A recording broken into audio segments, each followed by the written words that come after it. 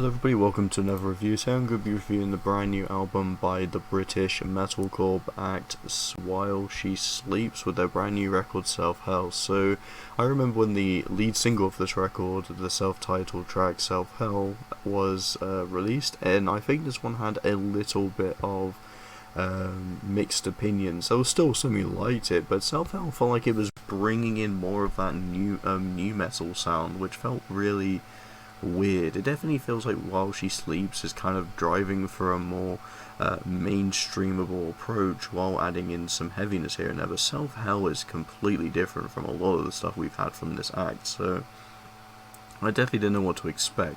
So we've had 4 singles before the album came out, and Self Hell is not really a great one. Followed by that, we had the one that featured Malevolence, Down, which in my opinion is fine. It's a much stronger track than Self Hell, but to me I feel like it doesn't stand out as much. I just think it's just kind of got some decent ideas, but it just kind of plays off as just a, kind of a normal While She Sleeps experience with some new elements, I guess. I don't really know what else to say. I just didn't really feel much with Down, but I will say, when it comes to the 4 singles, To the Flowers is actually a really good track. I think this one is probably one of the highlights in their career. I just think from the way the song's structured, just to the lyrics, it feels like this song has a lot more of a story and a cinematography just through sound, and it definitely makes sense. This one definitely has a more of a personal feel, and while this one, again, it doesn't necessarily feel quite as metalcore as some of the earlier stuff, I think To the Flowers is definitely an exception. It really works with this new direction this band is taking with the sound, but I have to be honest, this album is not very good, and this can be easily be said by numerous things. So the first track, which is kind of an intro, let's say we just skip that one and go to Leave Me Alone, which is the 4th single we had. I will be honest, it's just a bit weak in my taste. I mean, it's a bit more louder with and a bit more occupied with uncleans, but I just think, especially with the lyrics, this one is just leave me fucking alone. Just leave me the fuck alone. It's like, okay, is that like, if that's all I can really understand from the song and kind of get out from it, it's not really that interesting to me. Yeah, I also listened to Rainbows on Spotify, which is a big problem, and I'll just show you here why. To show you that I'm not joking, this is literally what plays when I'm listening to Rainbows.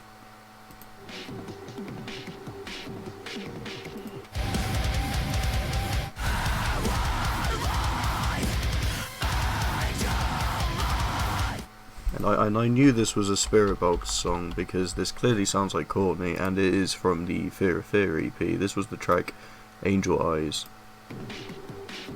See, same intro.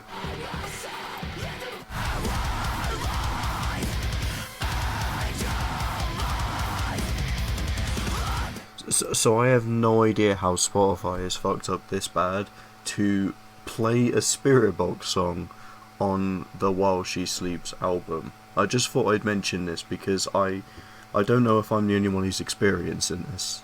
And then just going deeper into the record, it just feels like some of the songs just don't really fit with the aesthetic of the album. Like DOPESICK kind of has a decent direction to take it. It features the band Stone, which I think probably is the strongest feature, I would say. I think DOPESICK just manages to feel a bit more out there than some of the other tracks, but then you have songs like No Feeling Is Final, which is pretty much just an instrumental track, but it's not really metalcore. This one focuses more on something even more cinematic. Like this feels like a story-driven album, as I can tell, but this one just feels so out of place. Like this is something I'd see from Starset or some band that's trying to capitalize onto that sound. I'm not saying it's a bad thing, but they normally keep that for like interlude intros. This is like a full-length song, 3 minutes of it, and it just doesn't really work when it's between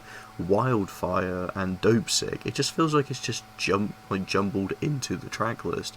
And to mention something else that just feels out of place is Out of the Blue.